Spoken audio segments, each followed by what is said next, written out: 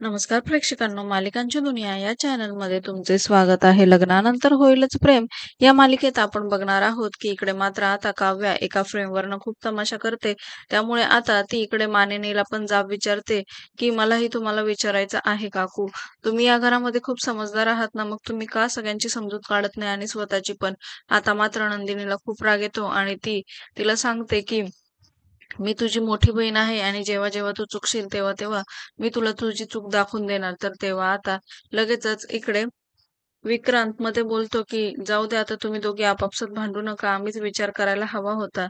तर तेव्हा मात्र आता लगेचच नंदिनी म्हणते, नाही बाबा, हा मुद्दाच नाहीये. मुद्दा हा आहे की आपल्याला जर एखादं मत पटत नाही म्हणून त्या गोष्टीवर न दुसऱ्याचा अपमान करायचा हा मुद्दा आहे.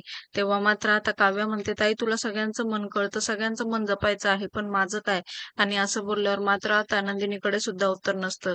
त्यानंतर मात्र आता काव्या जीवासमोर उभी राहते आणि त्याला विचारते की तुमच्या रूम मध्ये सुद्धा आहे ना अशी एक फ्रेम, आणि ती बघून तुम्हाला आनंद होतो का, तुम्हाला कसं वाटतं आहे ही फ्रेम बघून. आणि तेव्हा मात्र तुम्हाला जर आनंद होत असेल तर मग चांगली गोष्ट आहे. आणि असं प्रश्न विचारताच आता जीवा मात्र तिथनं रागाने निघून जातो. त्यामुळे आता पार्थ त्याला अडवण्याचा प्रयत्न करतो, पण काहीच उपयोग होत नाही. दुसरीकडे आता लगेचच पार्थ म्हणतो, तुम्हाला या फ्रेमने त्रास होतो आहे ना, काढून टाकू ही फ्रेम. तर आता वसुंधरा लगेच टाळ्या वाजवते. घेतली पुन्हा एकदा माघार. तर लगेच आता पार्थ म्हणतो, माघार घ्यायलाच हवी. युद्धाचं मैदान नाहीये, हे घर आहे आणि मला शांतता हवी आहे.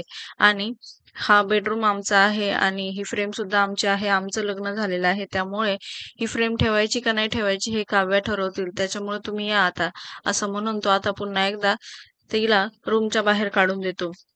इकडे मात्र नंदिनी आरुषी बद्दल बोलत असते तेव्हा आरुषी आईच्या तब्येतीबद्दल सांगते आणि आता सगळं काही व्यवस्थित आहे ते पण सांगते. इतक्यात मात्र नंदिनी म्हणते की मला तुमच्यावर अविश्वास दाखवायचा नाहीये, पण तिची काही सिक्रेट आहे का ग, तुम्ही माझ्यापासून लपवले आहे का.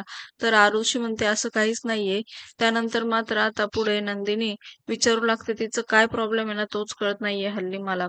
दुसरीकडे मात्र आता रम्या आणि वसुंधरा एकमेकींशी बोलत असतात तेव्हा तिच्या फोनमध्ये नक्कीच काहीतरी आहे असं मला संशय आहे. आणि त्यामुळे तिचा फोन चेक करायलाच हवा, कारण बरेच वेळा मी तिला बघितलेलं आहे, ती मोबाईल मध्ये खूप गुंतलेली असते.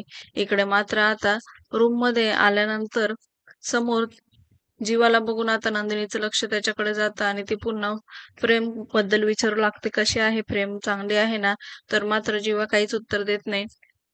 आता त्यानंतर मात्र जीवाला पुन्हा काव्याचा विचारलेला जाब आठवतो की जीने काय विचारलं होतं. त्यामुळे आता नंदिनी त्याला मदत करत असते. त्यामुळे अचानकच तो तिच्या हातातनं सगळं ओढून घेतो आणि तिथे जाऊन झोपतो आणि त्याच्या वागण्याचा अर्थ मात्र पुन्हा एकदा नंदिनीला लागत नाही. येणाऱ्या भागात आपण बघणार आहोत की आता पुन्हा किचन मध्ये रम्या आणि काव्य असतात आणि तिचा फोन वाजतो. तर तेव्हा ते तिला देण्याचा प्रयत्न करते पण ती चिडते. इकडे मात्र आता ती तिचा पासवर्ड बघून घेते आणि पासवर्ड बघितल्यावर ती तिच्या आईला जाऊन सांगते की पासवर्ड मला कळला आहे. आणि जेव्हा काव्या रूम मध्ये नसते तेव्हा मात्र रम्या तिचा मोबाईल ओपन करते. तेवढ्यात नंदिनी तिला बघते आणि तिच्या हातातनं मोबाईल खेचून घेते आणि तेव्हा मात्र जीवा आणि काव्याचाच फोटो समोर आलेला असतो, पण त्या दोघींचं त्याकडे लक्ष लागत नाही. मालिकेच्या अशाच नवनवीन भागांसाठी आपल्या चॅनलला नक्की लाईक करा, शेअर करा, सबस्क्राईब करा.